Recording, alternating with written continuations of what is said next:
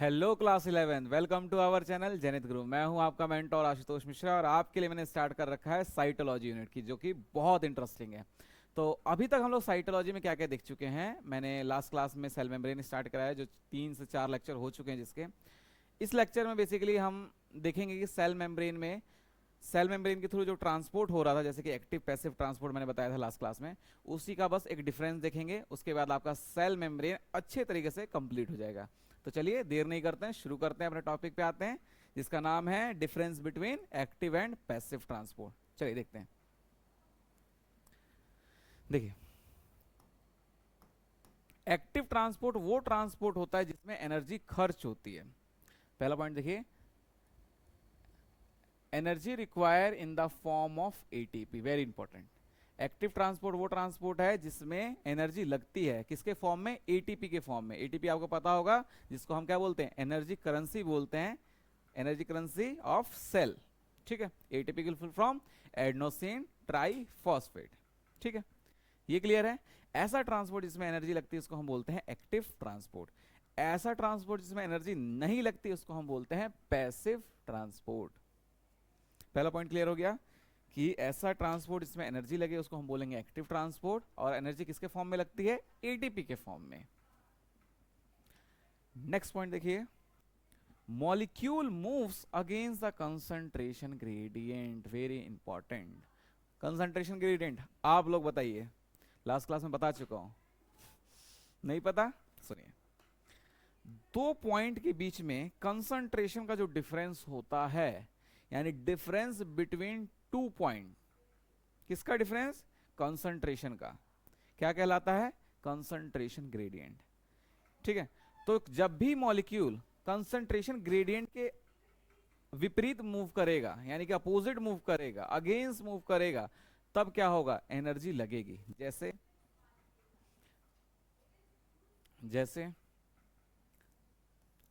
एक एग्जांपल लेते हैं, जैसे कि पहाड़ है, पहाड़ पे आप चढ़ते हो, ठीक है, तो पहाड़ पे चढ़ने पे एनर्जी ज्यादा लगती है। एनर्जी लगती है क्यों? क्योंकि आप देखिए, इसका स्लोप तो नीचे की ओर खींच रहे हैं, आप ग्रेविटेशन फोर्स के अपोजिट जा रहे हैं, प्लस इसका स्लोप जो है नीचे की तरफ, मतलब कि जो स्लोप है वो आपको किसकी तरफ मूव करने का फोर्स करेगा? नीचे की तरफ, लेकिन आप उसके अपोजिट जा रहे हैं, तो इसीलिए आपको एनर्जी लग रही है। उसी प्रकार से जब आप पहाड़ से उतरेंगे तो एनर्जी लगेगी, लेकिन कम लगेगी। ठीक है, जब आप पहाड़ पे चढ़ेंगे तो एनर्जी लगेगी, और जब पहाड़ से उतरेंगे तो एनर्जी कम लगेगी। ठीक है, दो पॉइंट देखिए, यहाँ पे एनर्जी लगी है, क्यों? क्योंकि आप उसके अपोजिट जा रहे हैं, किसके? ग्रेविटेशन फोर्स के अपोजिट जा रहे हैं, प्लस ये जो स्लोप है, ये स्लोप आपको नीचे की तरफ फोर्स करता है, लेकिन आप इसके अपोजिट जा रहे हैं, इसीलिए इसमें एनर्जी ज्यादा लग रही है। ठीक है, अब देखिए, ध्यान से देखिए, मान लीजिए कोई मॉलिक्यूल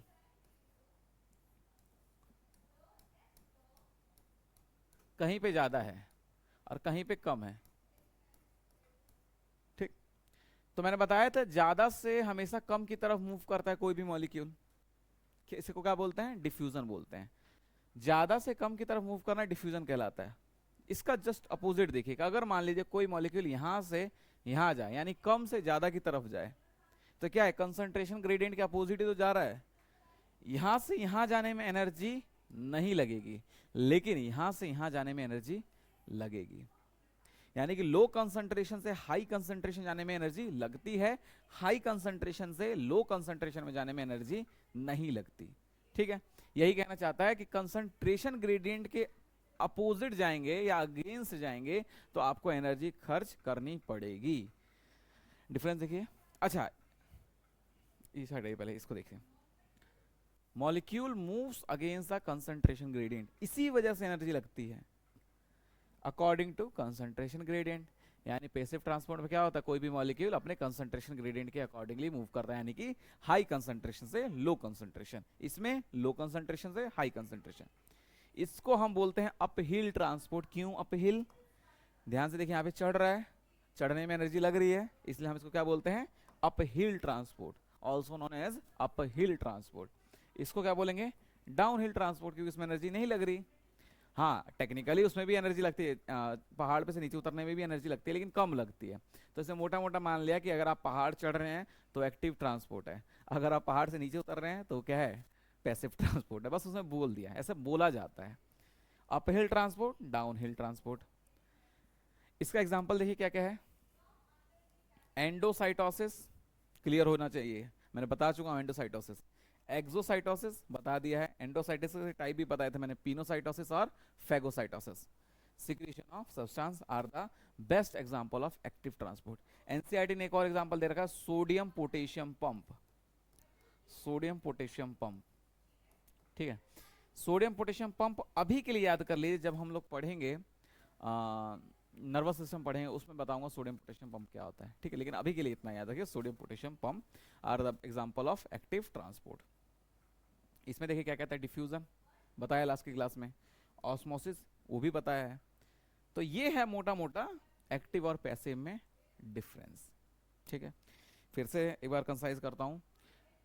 एक्टिव ट्रांसपोर्ट वो ट्रांसपोर्ट होता है जिसमें एनर्जी लगती है, पैसिव ट्रांसपोर्ट वो ट्रांसपोर्ट है जिसमें एनर्जी नहीं लगती।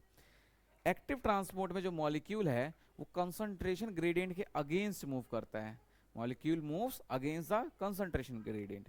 पैसिव ट्रांसपोर्ट वो ट्रांसपोर्ट है जिसमें मॉलिक्यूल कंसंट्रेशन ग्रेडियंट के अकॉर्डिंगली मूव करता है, यानी जैसा कंसंट्रेशन ग्रेडियंट है, मतलब कि हाई कंसंट्रेशन से लो कंसंट्रेशन की तरफ मॉलिक्यूल मूव करता है, याद रखेंगे।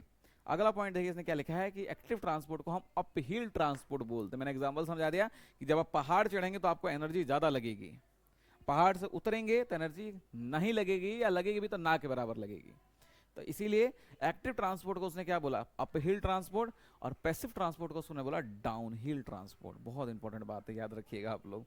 उसके बाद मैंने बता दिया एग्जांपल एंडोसाइटोसिस, एक्सोसाइटोसिस और secretion of molecule in blood stream.